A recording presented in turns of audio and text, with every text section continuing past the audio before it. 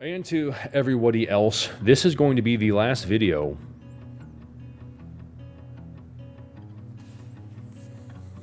for an undetermined amount of time.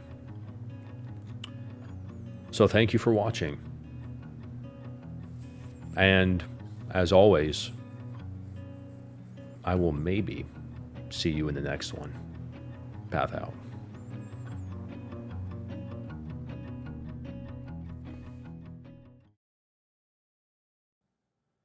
Hello there, ladies and gentlemen, and welcome back to Pathfinder Plays. It has been a minute. It's good to see you all. It's good to be back, kind of, but just trying to give you guys a heads up on where I've been, what I've been up to. It's been a little over a year,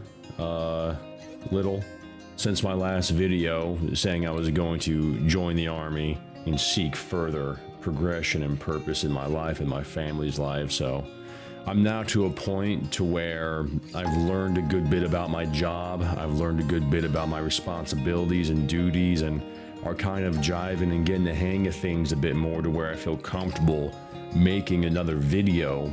Not going to be any schedule. If I do come back to do this kind of stuff, probably like once, twice a month at most, just because the workload is so huge. But yeah, so March 15th, made that video.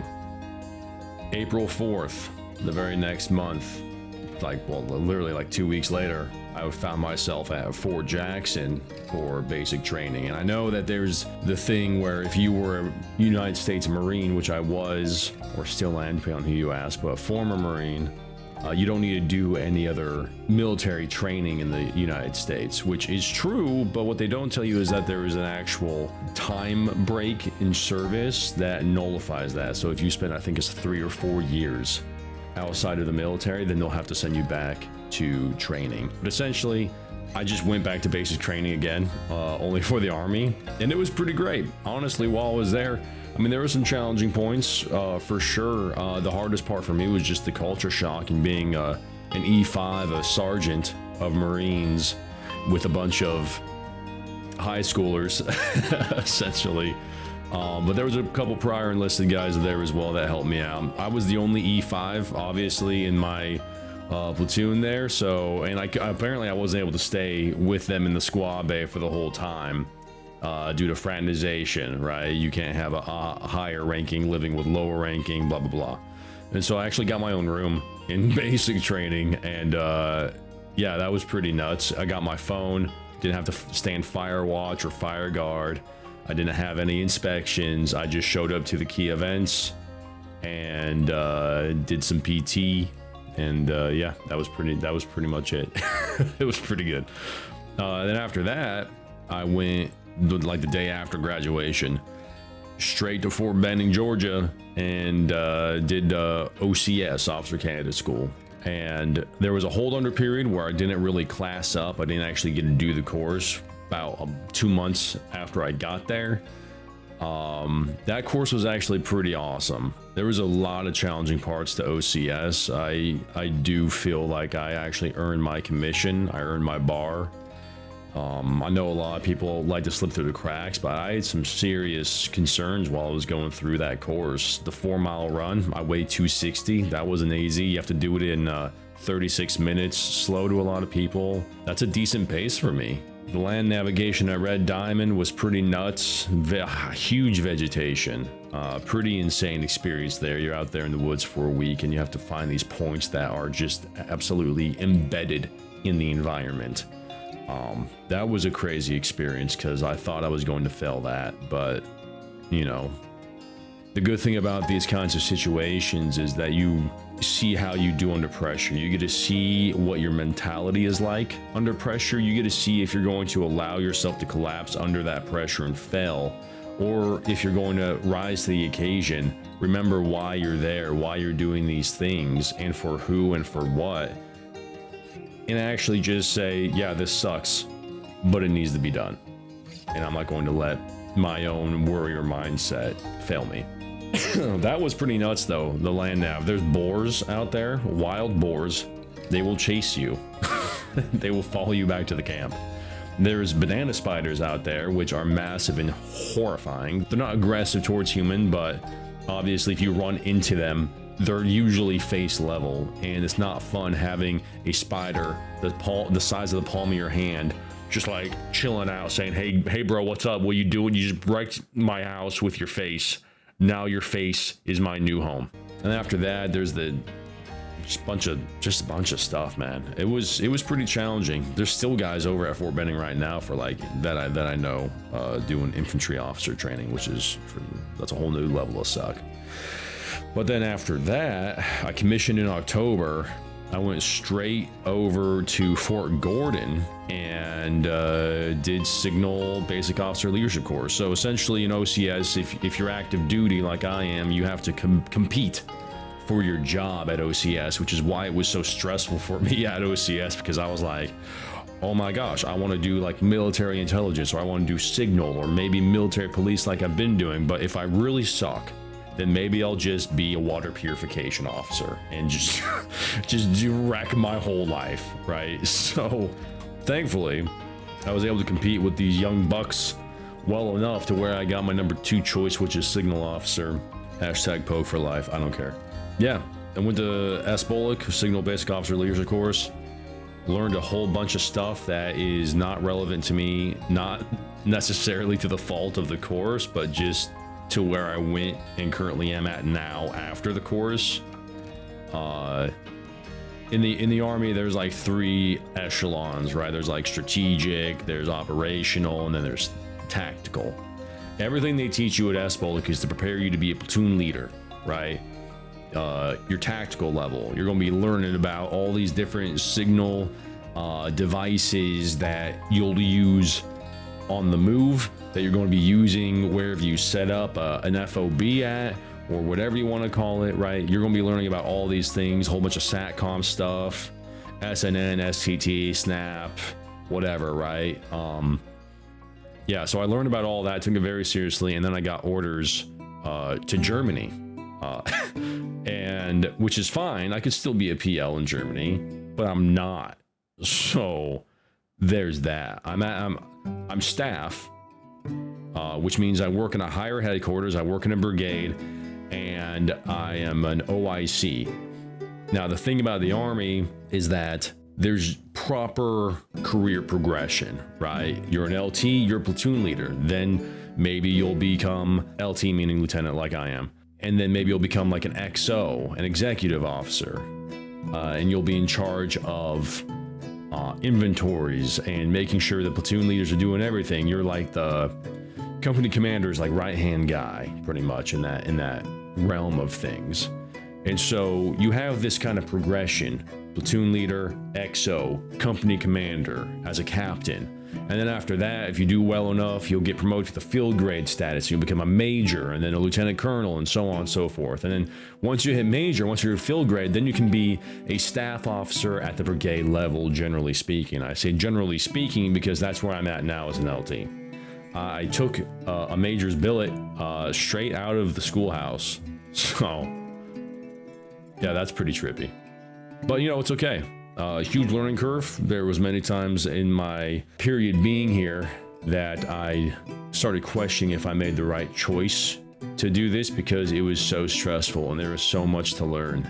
But I'm getting the hang of it now. I've got a great support group of a couple captains that I know that are phenomenal, and they're patient and they love teaching, and they're always down to help me out. And I'm not ostracized for my rank or being a Marine, because I know that that is a thing where there's a lot of soldiers who just don't like Marines, and I get why. But overall, it's been a good experience. I definitely got what I asked for. I wanted progression, I wanted growth, and yeah, it just got shoved at me. I was maybe hoping for a sip and a gradual progression, but no. The world has a way, life has a way rather, of just taking what you want, and if you actually go through the steps of trying to make it happen, you know what, maybe you'll just get it all at once. Which is fine.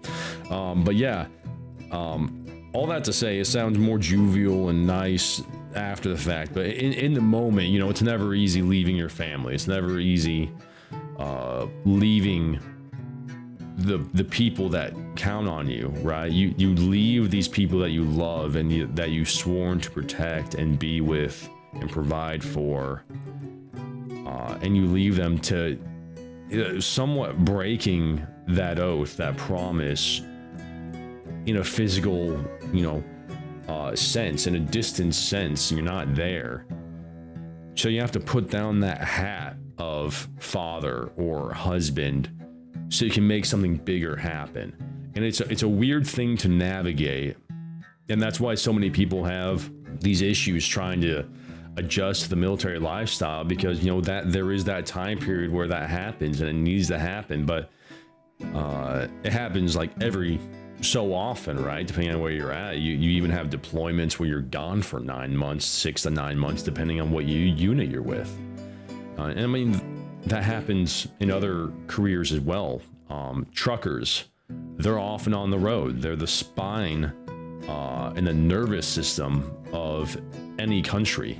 They're on the road, depending on what you're doing, 1 to multiple weeks at a time without seeing their family, but yet they're still doing these things to progress and make this money. You know, so it's similar. There's similarities to different careers, but all I'm saying is that it was really hard. I'm proud of myself for getting to where I am now. I'm proud of my wife for sticking through all the distance and the struggle and the uncertainties and the unknowns, and having enough faith in my abilities as provider, as man, as leader, as learner in this new environment, my ability to adapt, and really holding things down while I was gone. So, I mean, honestly, it takes a strong person to fill that gap and thrive in that vacuum that's left whenever something like this happens. My YouTube channel, what is going to happen to my channel now that I'm uploading this video? Like I said at the beginning, it would look different for sure. I don't know what it would look like. I know my niche has always been survival gaming, more along the lines of commentary, and then I would have streams to supplement. Probably not streaming. Not confident to say a solid yes on that. There would be the occasions where it would be appropriate with my schedule for sure, but as far as videos, I suppose I would want to work on more quality video to make up for the lack of upload pacing, which I think most would appreciate anyways. Quality over quantity is generally the best. And there's people who do it great. You know, you have Internet Historian, you have JonTron, you have some of the Rust YouTubers like Blueprint or Stevie making these giant videos, right? The only issue now would be, what would that video look like for me? And I suppose I could use your guys' help getting a pulse back into what is relevant in the survival sphere of video games. What are you interested in? What would you be interested in hearing me even talk about? Not necessarily for like an hour, right? But like just for like really quality, insightful videos about something, right? Some aspect. So leave a comment, please. That's essentially what it would be, and like maybe a video or two a month, occasional stream perhaps. But yeah, I'm back to a degree. I'm back to a degree. I have way more responsibilities than I've probably ever had. So not nearly to the extent of where I was, but I am back to a degree, and I don't know. It feels good. It does feel good. There is a bit of hesitation. I mean, I look at some of my old counterparts that I was on here with, growing up with, and now they have, you know, thousands more subscribers than I have, which I totally understand, and really honestly good for them for the growth. I'd be really upset if they didn't grow in the year and a half that I've been gone. Right, so good on them. But you know, seeing people who used to be your peers on YouTube, right, just go so far, and now there's that urge to play catch up. I need to kind of get that out of my mind. You know, I've always been kind of my own thing, not trying to compare myself to anybody in a direct sense like that. but that's just that competitiveness. I think once I get over that, I'll be fine. I think once I get over that, I will be fine. But yeah, that is where I've been. That is the plan moving forward. Leave your thoughts. I have a lot of updating on the channels to do. I'm not sure if some links are even relevant anymore. I know there's a buttload in my Discord that's not relevant anymore. So yeah, I don't have all my usual setup for my streams or my equipment up right now.